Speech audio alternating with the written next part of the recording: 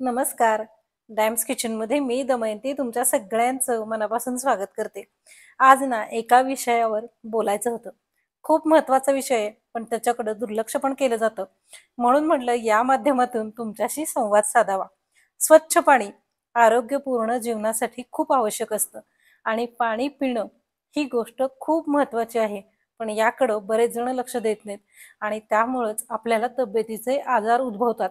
तर त्या विषयावर आज आपण बोलूयात. सगळ्यांना माहिती असतं, की पाण्याशिवाय आपण जिवंत राहू शकत नाही. पण खरंच आपण नुसतं जिवंत राहण्यापेक्षा निरोगी कसं राहू हे पण बघितलं पाहिजे. आणि नुसतं पाणी पिण्यापेक्षा स्वच्छ पाणी आणि ते कुठल्या वेळेला प्यायचं हे समजून घ्यायला पाहिजे. आपण जर अशुद्ध पाणी पिलं ना, तर आपल्याला आपणच आपल्या शरीराला आजारांना निमंत्रण देतो. त्यासाठी पहिल्यांदा पाणी काय करतं हे सांगूया.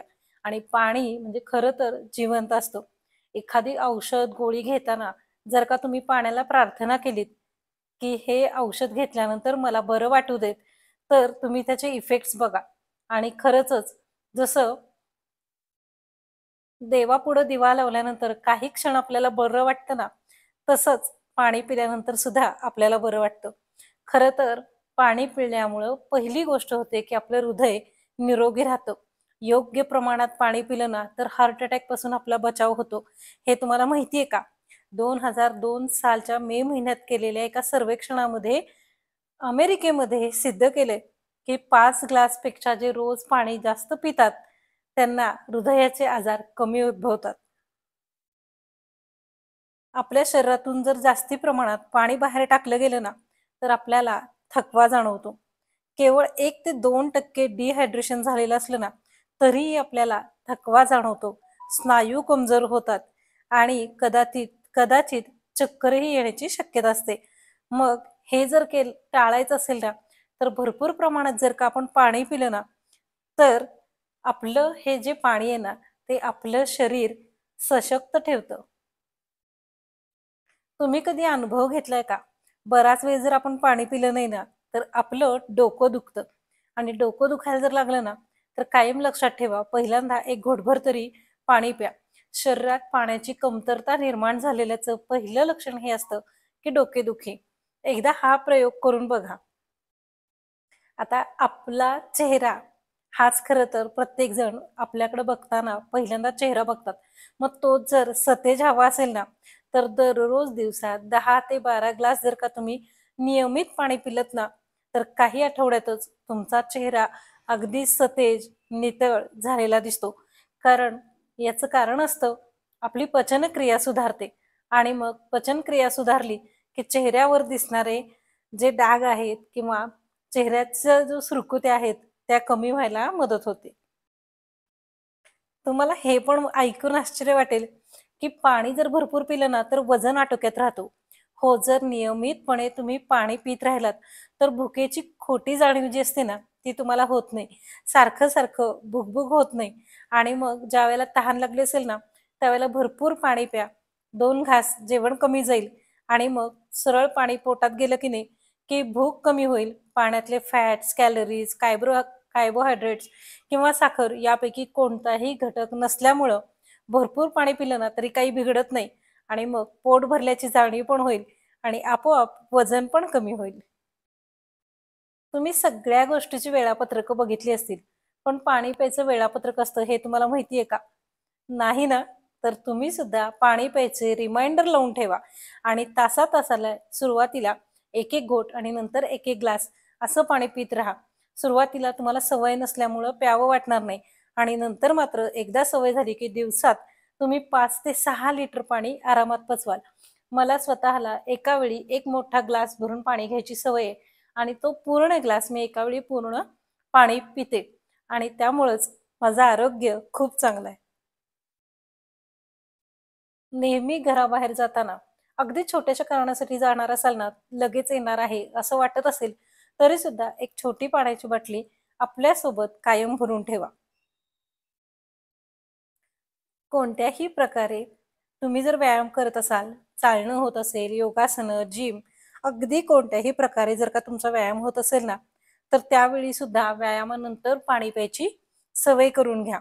आणि जर का तुम्हाला सारखं पाणी प्यायची सवय नसेल ना, तर सरळ मोबाईलवर एक रिमाइंडर लावून ठेवा. म्हणजे मग तुम्हाला आठवण होईल आणि तुम्ही पाणी प्याल. आणि जेवढं पाणी प्याल ना, तेवढं तुमच्या शरीराच्या दृष्टीने चांगलं असेल. आणि हो, पाणी कुठलंही असू देत, एकदा तरी का होईना सुती कापडाने गाळून घ्या आणि गाळल्यानंतर उकळवून, गार करून तुम्ही जर प्यायला वापरलत ना, तरीही चालेल. खरं तर ही प्रोसेस करायची गरजच पडत नाही. कारण हल्ली प्रत्येक ठिकाणी प्युरिफायर असतात आणि प्युरिफायरचं स्वच्छ पाणी बऱ्यापैकी ठिकाणी उपलब्ध असतं. हो, पण नेहमी पाणी पिताना प्लास्टिकच्या बाटलीतून पिणं टाळा. त्याऐवजी स्टीलच्या बाटलीचा किंवा तुमच्या थर्मासचा किंवा कॉपरच्या बाटलीचा वापर करायला अजिबात विसरू नका. आणि खरंचच तुम्हाला सांगते, ही जर का तुम्ही सवय लावून घेतलीत ना, तर तुमचे आजार किती कमी झालेत ना, हे कमेंट करून तुम्ही मला नक्की सांगा. आणि ही माहिती सगळ्यांपर्यंत पोहोचवा. तुम्हाला जर का आवडली ना, तर चॅनल सबस्क्राईब करायला, व्हिडिओ लाईक करायला अजिबात विसरू नका. आता मगाचपासून तुम्ही अशुद्ध पाणी हा शब्द ऐकला खरा. अशुद्ध पाणी पोटात जायचा प्रश्न येतो कुठं? आम्ही तर बॉटलचं पाणी पितो, मिनरल वॉटर पितो किंवा घरी प्युरिफायर आहेत. मग अशुद्ध, अशुद्ध हा शब्द का वापरला जातोय? तर तुम्हाला माहितीही नसेल, की बाजारामध्ये उघड्यावर ठेवलेली जी फळं असतात ना, ती स्वच्छ पाण्यात धुतली आहेत का याची आपल्याला खात्री असते का? किंवा एखाद्या गाड्यावरती तुम्ही एखादा पदार्थ जेव्हा खातो ना, त्यावेळेला त्या पदार्थाच्या प्लेट ज्या आहेत किंवा तो पदार्थ शिजवण्याची जी पद्धत आहे, त्याचं पाणी शुद्ध असेल का? म्हणजे आपल्या नजरेच्या पाठीमागं या गोष्टी घडत असतात.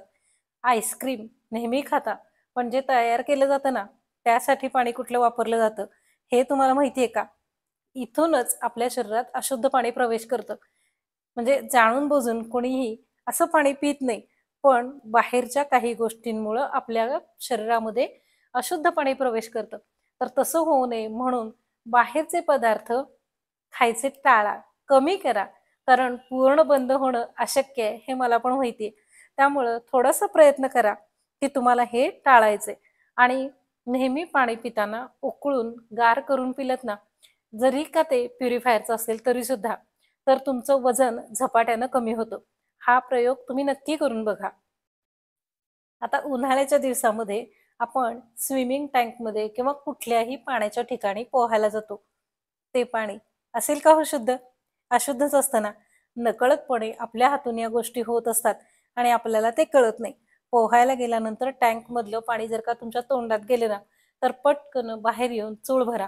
ते पाणी गिळू नका. ते तुमच्यासाठी घातक असू शकतं.